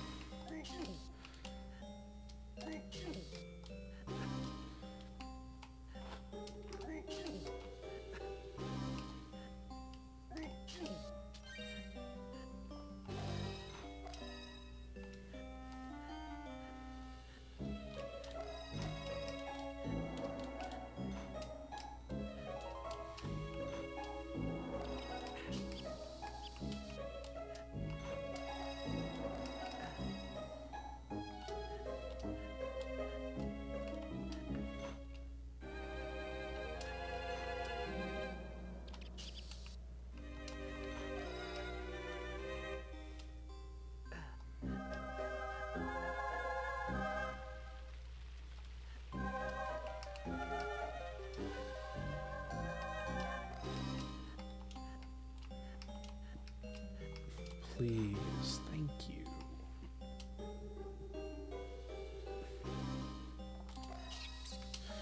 Let's not fall in the idiot hole this time.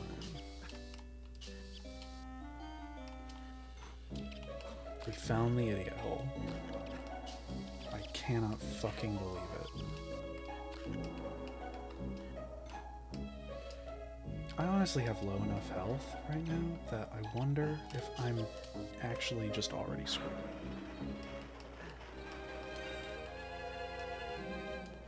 I knew that health was there. I still, you know, we need more than this.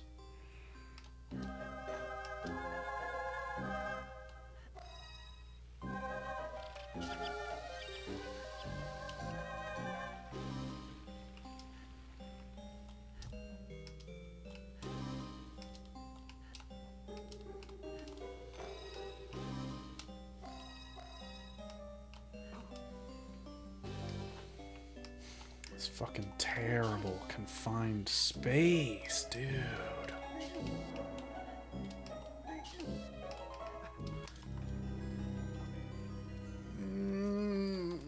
Remember when I said there's no way I can fuck up badly enough that this takes more than 2 hours? This might be the place.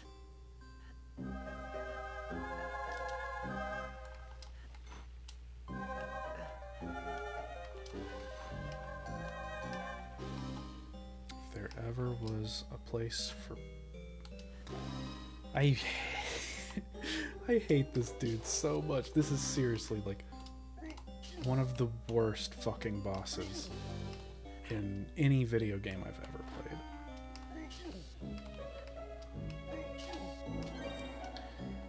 You have to jump over him and like you know what one of like the like sort of like cardinal rules of platformer design is? You want your character to be as round as possible.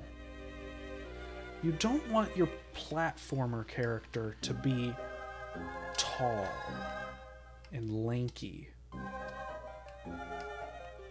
So naturally, because oh, there you are. Hello. Unfortunately, will I not fall in the idiot hole this time? Yes, I didn't fall in the idiot hole. Unfortunately, Anarcho, you are right at the end, pretty much. This is the final platforming level, and then it's just the,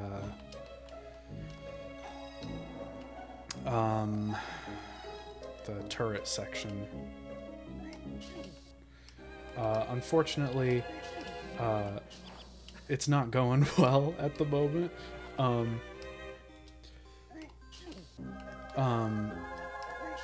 I've like it was looking for a little bit like it was gonna be like sub 90. It was looking like I was gonna be able to get through this in under 90 minutes, but obviously we're past that point. Some of it was minor platforming screw-ups in Book 3, and I've died a good few times already in this section.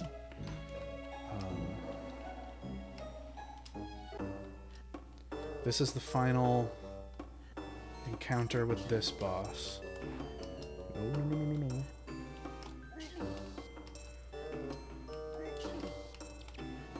What's going on? You sent me a gift. What the heck? I can't see it. Oh, I see it. It's like just barely in the background between the game and my notes. I can just barely make out Stleein, so I'm guessing that's Return to Castle Wolfenstein. Is that my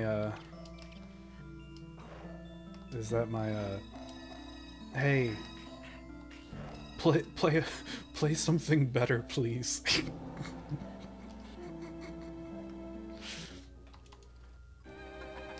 All right, final counter.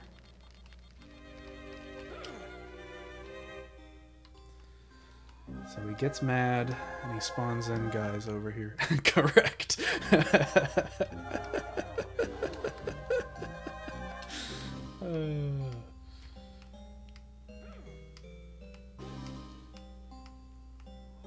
Come on. Yeah, I knew he'd bring in more guys. He never sends less than 2 waves, I don't think. Now he should bring out the marriage license again.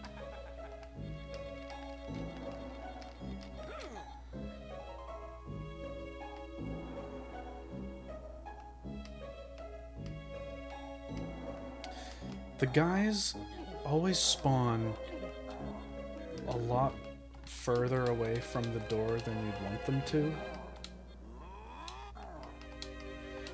Including when they move to the 2nd floor.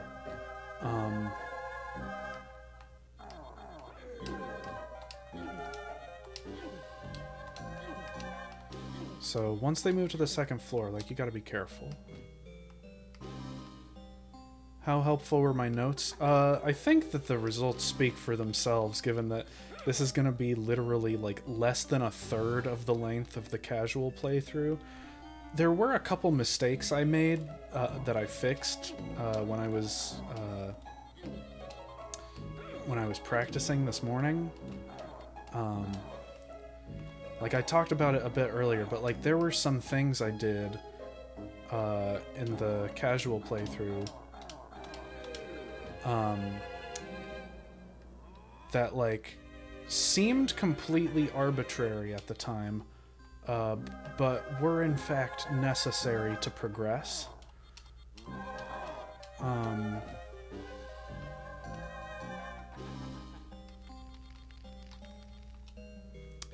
Okay.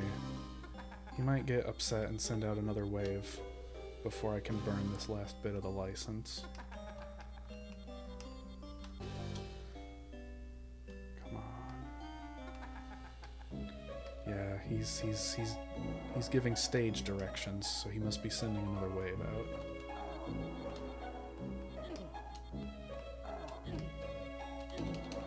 You wanna tap the enemies sometimes. Holding the button down is better for killing them. Tapping is better for stopping them, like from getting closer to you.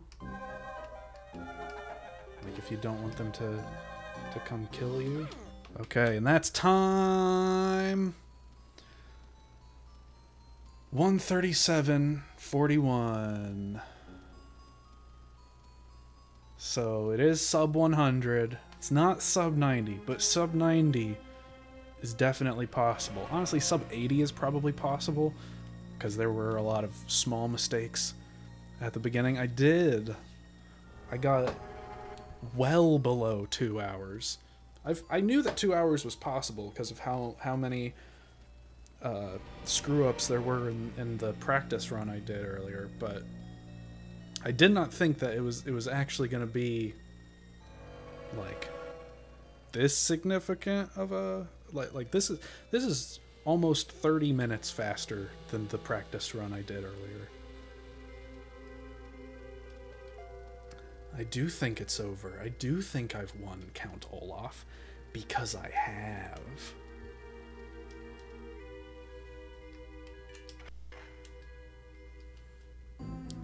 There we are. Developed by Kryptonite. You know what else? You know what's another Kryptonite game, Anarcho? Frickin' Lego Star Wars on the Game Boy Advance. I think they actually did like a handful of... You know what Kryptonite did also that's Star Wars? They did the frickin' the Revenge of the Sith plug and play. That fucking ancient monstrosity.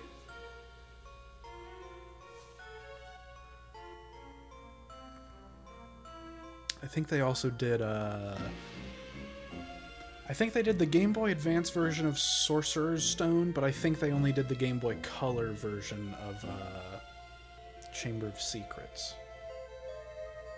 So, you know, if I ever get back into you know, playing more Game Boy Advance licensed games that aren't, in this case, games I've already streamed, I think we'll be seeing a lot more of Kryptonite in the future. But that is it for Series of Unfortunate Events. The time might be like slightly more than what it actually was. Like, you know, like you know, if I really wanted to, I could go back through the video and like find the frame by frame.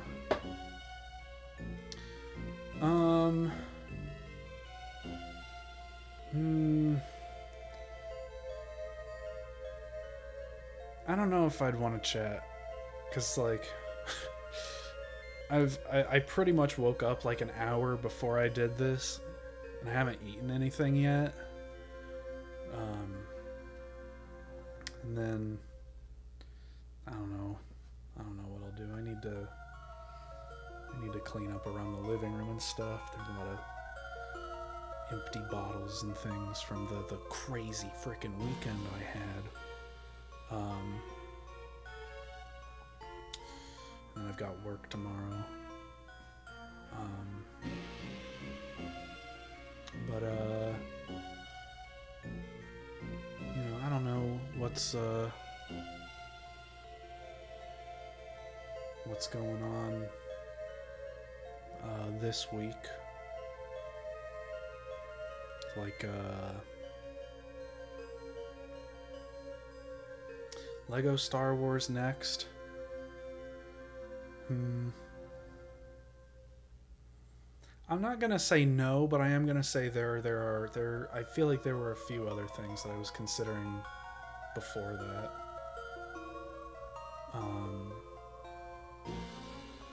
There's a couple games I need to do more research on to see if they're even like, because like this is the thing you gotta worry about with some licensed games. Like I told you before that there's a Spy Kids game that's just like it's 3 like fucking Game & Watch tier mini games. Like you can't really beat it. So there's a couple licensed games that I think I want to stream, but I also don't know if they're actually like proper games that you beat, or if they're just, you know, a score attack game that I could see everything there is to it in like 5 minutes. But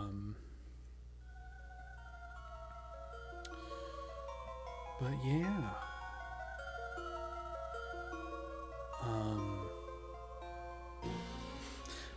I said this at the beginning of the stream, but you obviously weren't here. It's a good thing that I only bought the cartridge of the game as a prop for the intro I want to film for this. Record. I'm just fucking filming shit in 2021. I'm not goddamn Tarantino. Because the cartridge is totally screwed. Like, it cannot go more than 5 minutes without crashing. Like, it just... Like if you play it for about 5 minutes, it all freezes up and starts making fucking modem noises.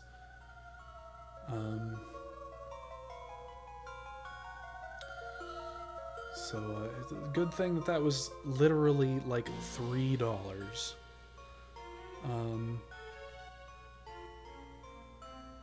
Yeah. Why did my screen just get darker? Oh, it's because I hit the fucking X... What the hell is happening? What is going on? I hit the Xbox button on my controller and my computer's going freaking nuts. There's all kinds of menus I've never seen before. Oh my god, I can look at my CPU usage just by pressing the Xbox button? That's crazy.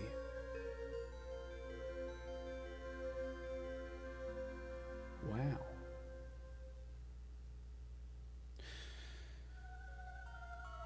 I think that... how do I close this menu? Do I just press the Xbox button again? No? Do I have to close each of these windows individually? Like, what the hell is this? I've been using a fucking... It's the Xbox Game Bar. I've been using a freaking Xbox controller on this thing for, like, more than half a decade. I've been using Windows 10 pretty much since it came out, and I've never seen this shit before. How do I get out of this? Okay. I figured out how to get out of the Xbox Game Bar. I think that is going to be it for the stream. It was a fun time. It was also kind of a frustrating and stressful time. There's just so much on the line in this competitive speed game. But yeah, hopefully, I feel like I say this at the end of every goddamn stream I do, but hopefully I'll do this more often. I'm at the point where instead of it being an annual thing, it's more of an every 4 months or so thing. So that's something. That's gotta count for something, right? I don't know. I've lost my mouse. Okay. I gotta figure out how is the other screen even, like, oriented. Okay. Alright. That's gonna be all for this one. I'm about to stop the streaming and recording.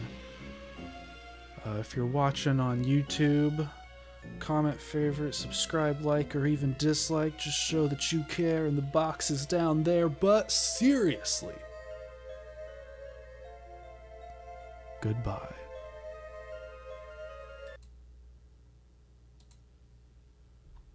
Whoops.